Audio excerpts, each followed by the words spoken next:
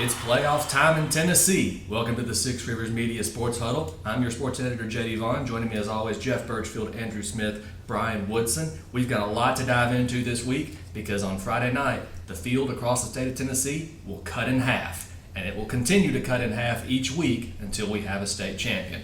We'll get to that in a minute, but first, a word from our loyal sponsor, Lazy J Farms Old Fashioned Butcher Shop. Lazy J Farms has been raising the finest cattle and all-natural pork for 3 generations on the family farm in Fall Branch. Their blonde Aquitaine herd offers a leaner, healthier, and more tasteful beef. And the butcher shop is local, farm to table, and 100% authentic. This is the way your grandfather shopped for me, with steaks cut to order, quality assured, and ready to ship to your door. Open Thursday through Saturday on Bloomingdale Road in Kingsport. Come see us. Well, you've heard it before. Offense sells tickets, defense wins championships, and come playoff time, that's usually true. This past Friday, we had kind of a good intro to the playoffs, kind of an opening ceremony, if you will, at William B. Green Jr. Stadium in Johnson City. Dobbins Bennett gets the win over Science Hill 18-12. Jeff and I were there. Jeff, were you surprised at all by this? Yeah, I was a little bit surprised. Science Hill's been really impressive this season. I think they were favored, going into the game by most. And, of course, some of the Dobbins Bennett kids took that as a chip on their shoulder, and also, they were able to come out with a big win. Of course, Science Hill was able to move the ball up and down the field, but just wasn't able to capitalize on some scoring opportunities and end up ultimately hurting them in the, final result. Aiden Perry, of course, cracks the century mark on the ground. That's obviously not unusual for Science Hill, but what was unusual was Dobbins Bennett seems like they focused on taking away Baylor necessary. Yeah, Baylor had hurt them the year before when Science Hill beat them in overtime, so when they did try the Wildcat just a few times, Dobbins Bennett had a good game plan, for that, obviously. And then DB had some really good runs, particularly Tegan Bagley. He didn't have a ton of yards, but he did have 2 crucial touchdowns, and they were able, like I said, come away with a little bit of a surprising win, I think, for most people. 2 of the plays that stand out to me on defense is one in the first half. Jalen Thomas gets a 4th down stop. He undercuts Baylor necessary and for a 3-yard loss. And of course, his younger yet taller brother, Tyree, with 11 tackles, 4 for loss, 4 sacks. He had a 4th down sack and a 3rd down sack in the 4th quarter. The 3rd down sack, of course, stopping Science Hill's final drive. Back to defense wins championships. Dobbins Bennett able to run out the rest of the clock. Austin Sykes with a critical completion on 3rd down and then keeps for another 1st down. Victory formation, game over. Only the 2nd time since that epic 2012 clash that Dobbins Bennett has gotten the win over Science Hill. However, it's the 4th time in the past 7-8 years that Dobbins Bennett has won the region, 2017, 2019, 2020, and now 2024. So just an incredible win for Dobbins Bennett. They have a rematch for the first round, a Farragut team that they beat 27-20 to open the season. We'll talk about that in a minute, and we'll talk about Science Hill and Cleveland in just a minute. But Jeff, another kind of opening ceremony of the playoffs, Unicoi County. How about the Blue Devils getting the Region 1-3A championship, their 2nd conference title in 4 years, over Johnson County? Yeah, and another defensive, showdown there. It ends up 10-7, Unicoi County with the win. Of course, Johnson County missing Juan Mejia, their really good running back, who got injured a couple weeks ago. And then, of course, Unicoi County missing one of their best receivers, with Garrett Sellers. So both of them missing 2 big play guys, but Unicoi County able to come through with the win. Coda Cutlip has a big, kick return there late and sets them up for a winning field goal. So the Blue Devils able to take the 10-7 win, get the late stop to secure the game. Emilio Soto with the game winner for Unicoi County. The Blue Devils had not won a conference title since 1991 until 4 years ago. Now they've won 2 in the past 4 years. So just an incredible job by Drew Rice and that entire staff up there at Unicoi County, Jeff. Yeah, Drew's done a terrific job since taking over that program.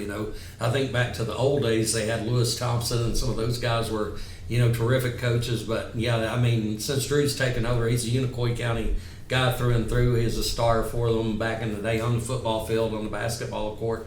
Really passionate about that school. So, I think he's the perfect man for the job there at Unicoi County. Yep. Johnson County, anything but out of it with a quarterback like Jay Stout and a linebacker like Sam Kretzinger. Johnson County is still very much alive. They do get the home playoff game with the number 2 seed. West Ridge, Andrew, unfortunately not going to the playoffs, but they finished the season strong. But the dominant color on Thursday night in Morristown was not orange or blue, it was yellow. Oh, absolutely it was. It was hard to really get much of a flow going for either team on Thursday night in Morristown. Over 40 combined penalties between the two teams. You never want to hear that. But what flow was able to be found, Trey Frazier found it.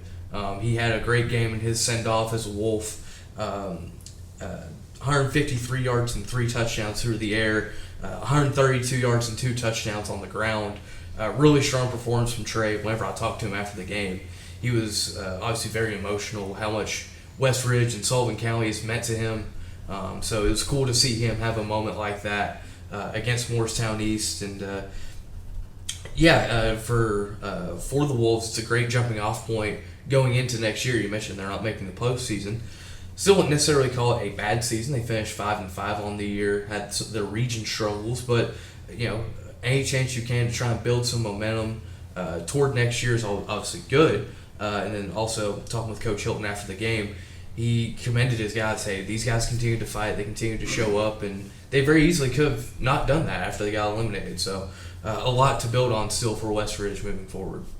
Trey Frazier and, of course, All-State lineman Trent Tatum, just 2 of West Ridge's first senior class to go to the school all 4 years. So this will forever be a landmark senior class at West Ridge, no matter what happens. And Brian, you were up in Wise the other night. Gate City gets the win, 25-7 over the Warriors. What a night for Walker Hillman. Yeah, he ran for. This also had a lot of laundry. Also, both teams, there were holding penalties about it. It seemed like every other play, but he did have a great game. 215 yards is what I had, and 3 touchdowns. There was 1 touchdown he had called back by a holding penalty. He's so fun to watch. He's not the biggest guy, but he gets in there in the middle and they just can't find him, and he just keeps running and keeps turning them legs, and he's gone. He's fun to watch. And the big play, Wise Central finally got within 12-7 in the third quarter.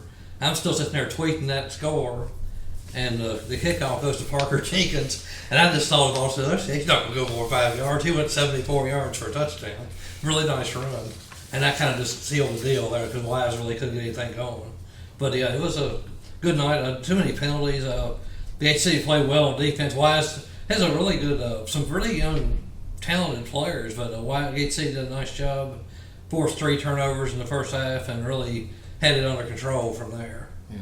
So obviously big in terms of playoff position for Gate City. Mm-hmm. Wise Central, of course, breaking in their first-year coach still, but just a big win by the Warriors on the road, or the Blue Devils, I should say. Yeah. Warriors, of course, being Wise Central. But speaking of going on the road, Andrew, Cherokee and Cloudland in 3A, or in 4A rather, and 1A, both of them will be on the road for the first round, but they're going in with some playoff momentum. Cherokee gets the win Friday night, and Cloudland gets the win at Unaka Friday night. Yeah, I'll start with Cherokee since I was in Rogersville. It was just an explosive first quarter for the Chiefs, 24-point for first quarter. Kind of put that one away early. Struggled at times to run the ball, despite the score. Hayden Hook had a couple rushing touchdowns, but maybe yards per carry wasn't super high. But Landon Jeffers had typical Landon Jeffers day, over 200 yards passing, 3 touchdowns. Kind of pedestrian, weird enough to say for a guy like him, but Cherokee did what they had to do. Union County had their struggles throughout the course of the season. We'll talk more about them later, as they still did qualify for the postseason themselves. But good for Cherokee to get some momentum. Only the 6th time they've hit the 7-win mark in school history versus 2019. So a big win for them. And meanwhile, for the Highlanders, it was the Landon Barnett show against Unaka. 234 yards, 3 touchdowns. Just a very successful day running the football for Cloudland, which if Cloudland's going to have success, it's going to be running the football. So big win for them. Unaka was able to throw the ball around a little bit, though. Carm McKay, 3 passing touchdowns. They were really able to kind of find a groove here late in the season, so maybe not going into the postseason are the Rangers, but even for them, able to get a little bit of momentum heading into next year. Yep. And obviously this being, like you said, the first winning season for Cherokee since that 2019 season, so pre-COVID we're talking, you have to go back even further than that to find the last time they won 7 games. That was all the way back in 2004. So also the last time they won the conference championship. Just an incredible season by the Cherokee Chiefs. So obviously not a season, not something to take for granted. No, not at all. Not at all. And Jeff, of course, you were at Happy Valley on Thursday night. Happy Valley will be at home for the playoffs, and they closed the regular season kind of fittingly, a shutout win at West Green. Yeah, they won at West Green, like I said, third straight shutout to end the season, so regular season they've had a terrific year on the defensive side of the ball. Of course, they're 7-1 overall, but 58 points is all of Happy Valley's given up all year. Gabe McDougal, the starting quarterback, had an eye injury, so he's there on the sideline. I talked to him a little bit. He should be back, I think, this week. But since he was out of the game, sophomore Lane Parker came in. Warriors didn't miss a beat. He scored 3 touchdowns, and led them to the 38-0 win down there at Jim Salzman Field on Thursday night. Yeah. So just obviously a great win by Happy Valley. 7-1 for the regular season. Obviously, they lost 2 games to Hurricane Helene, and like Cloudland lost 2 games to Hurricane Helene. Hampton, of course, all the Carter County teams, a lot of teams in the area kind of in the same boat after Hurricane Helene not playing the full 10-game schedule. 2 teams that obviously did not play a full 10 games played 9, Elizabethton and Greenville. Greenville gets the win. The Devils win Region 1 4A kind of convincingly, 41-7. Maybe the winning, Greenville winning, not so much a surprise, but maybe winning 41-7 kind of caught me off guard a little bit. It was, of course, 27-7 at halftime. The Devils go on to add 2 more touchdowns in the second half. Carson Quillen doing Carson Quillen things, 3 touchdowns, 146 yards. Caden Baugh, of course, what would I expect? He's the son of record-setting passer Cody Baugh. Caden, nearly perfect, 7 of 8 for 121 yards and a touchdown. None of his passes hit the ground. The only pass that he didn't complete was intercepted. Rhett Slagle, 114 yards and a touchdown for Elizabethton. Hits Zach Wallen to get the Cyclones within 13-7, but from there it is all Green Devils, and Greenville rolls to the Region 1 4A championship. Speaking of champions, South Green wins Region 1 2A. They had already clinched it, but they finished perfect in conference play. First time since the Luke Myers era. They get the win over Hampton 35-20, also their first win over Hampton since that same year, 2021. The Bulldogs, Dominic Burleson rushes for nearly 300 yards, and it's still not enough for Hampton. Although Hampton did everything they needed to do. They controlled the tempo. South Green's offense did not take the field in the first quarter. The problem is Nash Rader got a 99-yard kickoff return, and the Rebels get their first score. Hampton actually took the lead in the third quarter, 20-14, but South Green, behind Jacob Susong, gets 3 unanswered touchdowns, and the Rebels finish off Hampton and finish off undefeated in the conference play, and they win Region 1 2A. Brian, a couple other games. Tennessee High. They won't be home for the playoffs, but again, they're going in with momentum. They've won 6 in a row. They beat Daniel Boone and Rye Cove. Whew, holy cow, 54-14 over John Burton. Yeah, Tennessee High, this is the same as last year. They won 6 in a row, then they have to go on the road and play Powell. Trent Dowdell had another huge game with 178 yards and 3 touchdowns, and Elijah Plumbar keeps picking it up with 115, and Turner Elliott 7 of 8 for 111 yards. It's hard to do much better than that. So they rolled pretty well. Daniel Boone, of course, had a rough year, but they'll be back. But the Vikings have a tall task ahead of them going to Knox Powell. And then Rye Cove rolled over Burton. Landon Lane, as always, had another huge game, accounted for 192 yards and 5 touchdowns. Will Rollins had a big game, and he's also a key defensive player. And they just keep rolling at Rye Cove, and didn't have much problem with John Burton. Are you saying Rye Cove might be the team to beat out of I Cumberland District? believe so, yes. You think so? Maybe? Yeah. I don't know. You never know. But that's a look around the area for Week 11. David Crockett goes to Sevier County to end the regular season. The Smoky Bears, of course, ranked 2nd in the state. And not surprisingly, they do clinch Region 1 5A with a 48-7 win over the Pioneers. Northview Academy clinches the 4th and final playoff spot in Region 1 4A. They get the win at Sullivan East 48-9. Granger and Volunteer, of course, Granger knocked out by that Sullivan East win. Keelan, Relaford, and the Falcons, they just, kind of the theme all year, they kept fighting, but they come up short 49-35. Cosby, I mean, never thought did we ever think we'd say this? The Cosby Eagles, region champions of 1-1A, they get the win over North Green, 26-14. Both teams, of course, will be home for the playoffs. Thomas Walker, a 49-13 winner over Twin Springs. That's a look around the area for Week 11. We'll be right back with the playoffs and the final week of the regular season in Southwest Virginia right after this. The Lazy J Farms Tailgate Box offers great value all season long. Get 40 pounds of meat for only $116.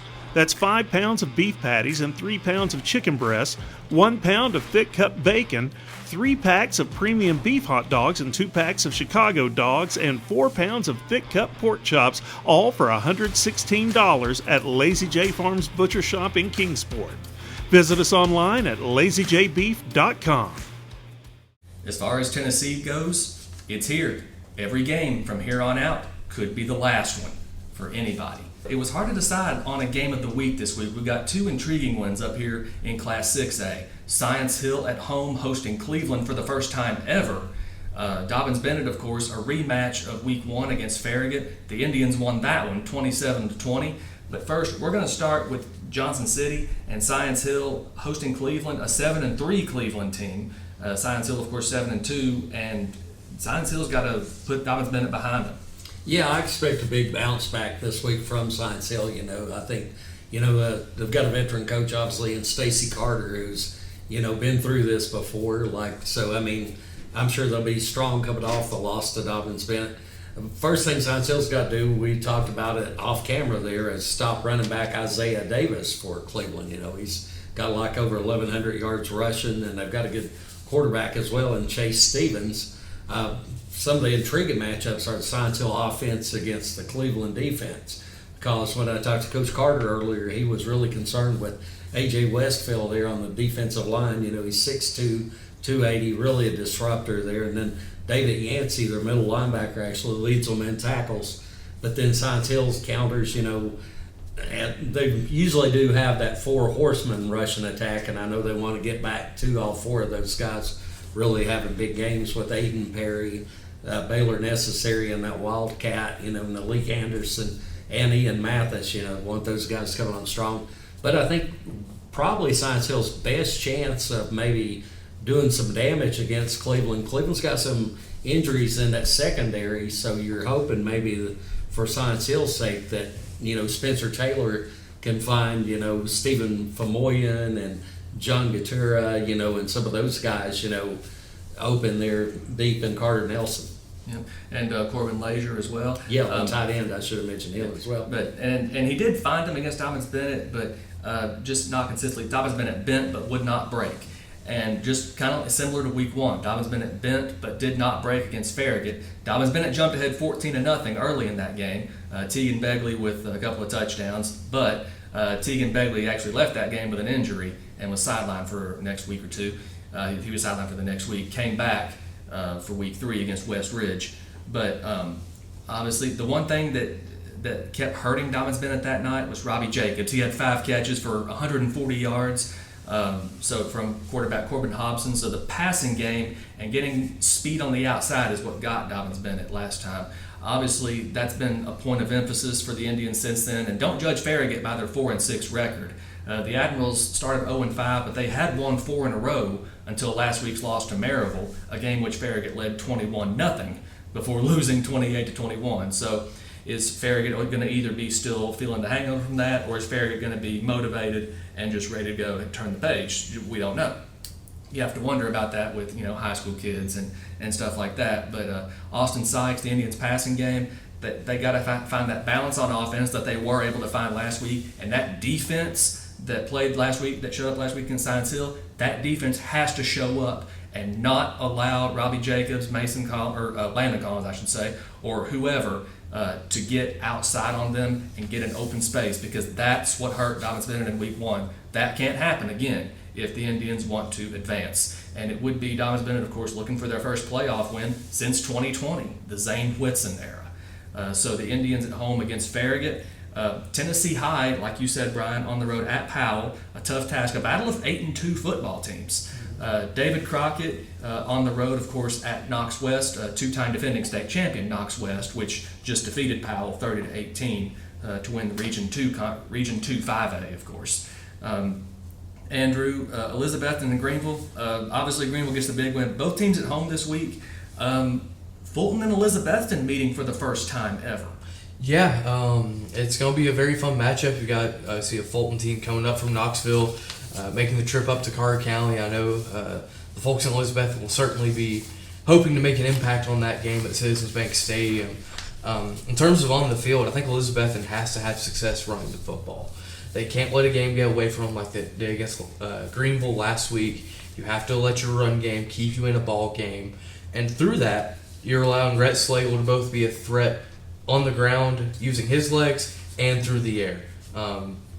If you're Elizabethton, you need to be able to play complementary football against a team like Fulton that finishes the 3 seed in their region. They have a couple good wins. Gatlinburg-Pittman, not in their region, but a strong win for Fulton there, and they also have a good win against Carter on their schedule. So it should be a fun matchup in Elizabethton. Now, Cherokee, like you said earlier, you covered them this past week. They're on the road. They are going on the road to face a 9-1 Gibbs team. Yeah, no, Gibbs is going to be a very tall task for Cherokee. Their only losses to perennial power Anderson County. But yeah, it's going to be a tough task for the Chiefs. They need to run the ball better than they did against Union County last week. That if they want to pull off the upset here, that's what has to happen. No ifs, ands, or buts. Landon Jeffers is talented. He's got talented receivers. But if they're stuck just throwing the ball, trying to play catch-up against the Eagles, it's not going to likely end particularly well. You need Hayden Hook in this offensive line to have a strong night, kind of take a little bit of the crowd out of it there. And, it's a big task for Cherokee. Obviously, it's had a strong regular season, but times are different in the postseason. Yeah. And that Union County team that Cherokee faced, of course, going to Unicoi County this week, Jeff. The Blue Devils, of course, fresh off the region championship. Johnson County at home against Austin East. So just when you look at those Class 3A playoffs, obviously a favorable matchup for Unicoi County, and on paper a favorable matchup for Johnson County. But just what do you see here in these 3A first round games? Well, with Johnson County hosting Austin East, the Roadrunners always an athletic team, so they're going to face some challenges there. I think Johnson County, particularly maybe Carter Rudy in that secondary, he probably needs to make some plays. He's probably going to have some more big catches, from Jay Stout and all. And then with Unicoi County, Kobe Jones went out of the game late with an ankle injury, so. But I think Unicoi County, if they're able to run the ball, establish the line of scrimmage, get Branson Salt started early, I think Unicoi County will probably be okay in that one. And their defense been playing exceptional. They held Johnson County 7 points, covered them last Monday night. Also, they played 2 games last week, and they shut out, Hancock County. So if that defense continues to play like they are, they're going to be hard to beat there, for Union County. Yep. And looking at Class 2A, Happy Valley home for the first round again. Once again, runner-up in Region 1 2A. The Warriors looking for their first playoff win in 7 years. Do they get it against Polk County? I think they got a very good shot at it. We're talking about how well that defense is playing. Of course, Gabe McDougal should be back this week. Jamie Esterlin still playing, very well for the Warriors. So they've got some weapons offensively. I mean, it is a run-oriented offense. But also, as long as that defense, keeps playing like it is, I think Happy Valley's got a very good shot against Polk County. Yep.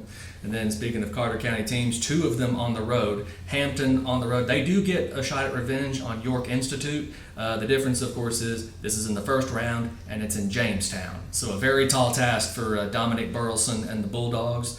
Cloudland, for the first time in 12 years, Cloudland will play a playoff game away from Roan Mountain.